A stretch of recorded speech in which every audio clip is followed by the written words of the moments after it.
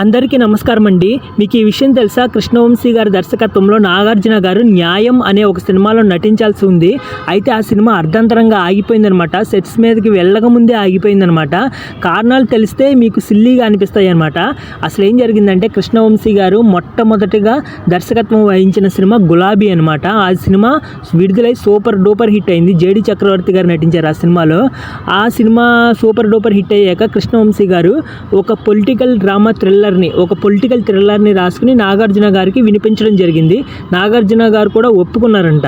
ఆ సినిమాకి న్యాయం అనే పేరు పెట్టారు.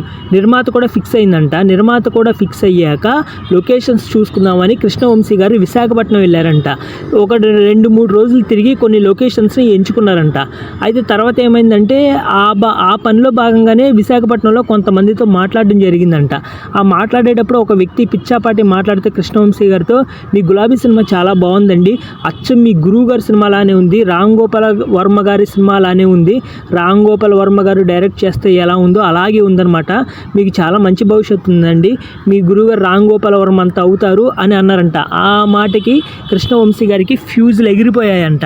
అదేంటి కథనాన్ని నేను రాసుకుని నేను సినిమా తీస్తే మా గురువుగారిలా ఉంది, గురువుగారిలా తీసేను అంటాడేంటి ఈయన అంటే, ఇకపై నేను ఏ సినిమా తీసినా కానీ అది రామ్ గోపాల్ వర్మ సినిమానే అవుతుంది కానీ కృష్ణవంశీ సినిమా అవదన్నమాట.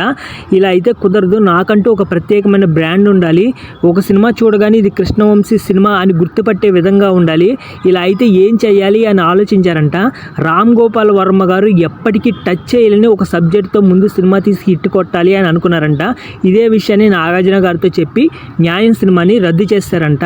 న్యాయం సినిమా ప్రాజెక్ట్ని రద్దు చేశాక నిన్నే పెళ్ళాడతా ప్రాజెక్ట్ని రాసుకుని ఆ కథనాన్ని రాసుకుని వినిపించగానే నాగార్జున గారికి వినిపించారంట. మనందరికీ తెలిసిందే ఆ సినిమా తీయడం జరిగింది. ఆ సినిమా పెద్ద బ్లాక్ బస్టర్ అయిపోయింది. నాగార్జున గారి కెరీర్లో పెద్ద బ్లాక్ బస్టర్ అనమాట. రవితేజ గారు ఆ సినిమాతోనే పరిచయం అయ్యారనుకో. మొత్తానికి కృష్ణవంశీ గారు ఆయన మీద రామ్ గోపాల్ వర్మ నీడలు లేకుండా చేసుకున్నారనమాట. ఆయనకంటూ ఒక ప్రత్యేకమైన బ్రాండ్ సృష్టించుకున్నారు. తర్వాత కృష్ణవంశీ గారు చాలా జోనరాలో సినిమాలు తీశారనమాట. పొలిటికల్ జోనరాలో తీశారు, థ్రిల్లర్ జోనరాలో తీశారు, ఫ్యాక్షన్ జోనరాలో తీశారు, కుటుంబ కథా చిత్రాలు తీశారు. ఇలా చాలా దాదాపుగా అన్నీ టచ్ చేశారనమాట కృష్ణవంశీ గారు. ఓకే ఫ్రెండ్స్, ఈ సమాచారం మీకు నచ్చినట్లయితే లైక్ చేయండి, షేర్ చేయండి, మీ అభిప్రాయాన్ని కామెంట్స్ ద్వారా తెలియచేయండి. వీడియో నచ్చితే సబ్స్క్రైబ్ చేయడం మర్చిపోకండి. ధన్యవాదాలు. Thank you.